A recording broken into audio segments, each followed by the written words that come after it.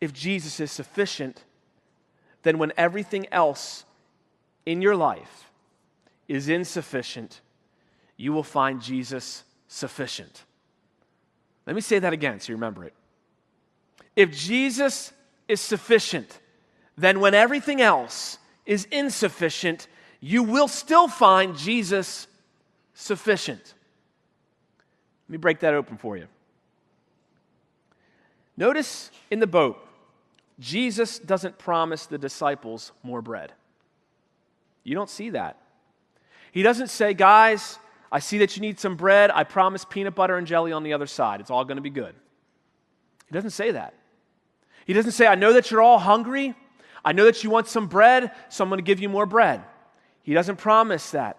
That's our new brand of Christianity. Jesus doesn't promise more bread to the disciples. Literally, we could even, if they die of starvation, Jesus is asking, am I still sufficient? We don't like that kind of theology. Even if you're going hungry, Jesus is saying, I'm still sufficient. There's a lot of false theologies around Jesus' sufficiency and is related to our physical needs. A lot of gospels out there, prosperity gospel, prosperity preachers, and they're the extreme, but it's also in the evangelical, middle-of-the-road churches as well, that if you become a Christian and if you need money, Jesus will take care of you. Some of you need money. Has Jesus taken care of you? What if we had a testimony up here today where somebody got up and said, I lost my job, it's been 4 or 5 years, and there's no prospects? Is Jesus still sufficient for them?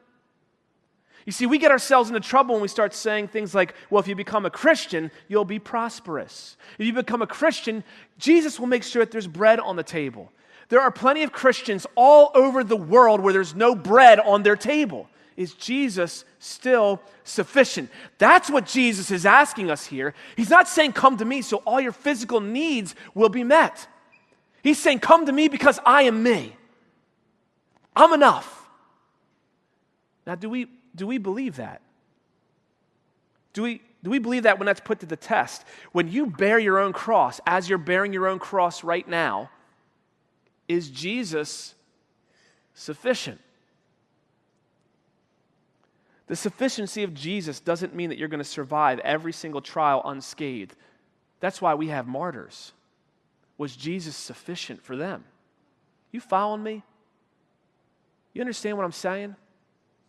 If we think that Jesus is here just to fulfill all of our physical needs, or that all of our physical needs will be fulfilled, you're going to be sadly mistaken, because the road in Christianity sometimes, most times, leads to some kind of suffering. And Jesus is saying, in those times of suffering, I am sufficient. I am what you need. He's asking his disciples, do you get this? Not just here, but do you get it here?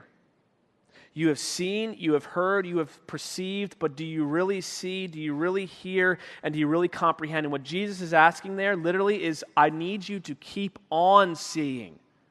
So from the 5,000 to the 4,000 episodes, you need to keep on seeing. You need to keep on hearing. You need to keep on comprehending. In other words, Jesus is telling them this is not a one-time event. Christianity, discipleship is a journey. And on that journey, I am sufficient.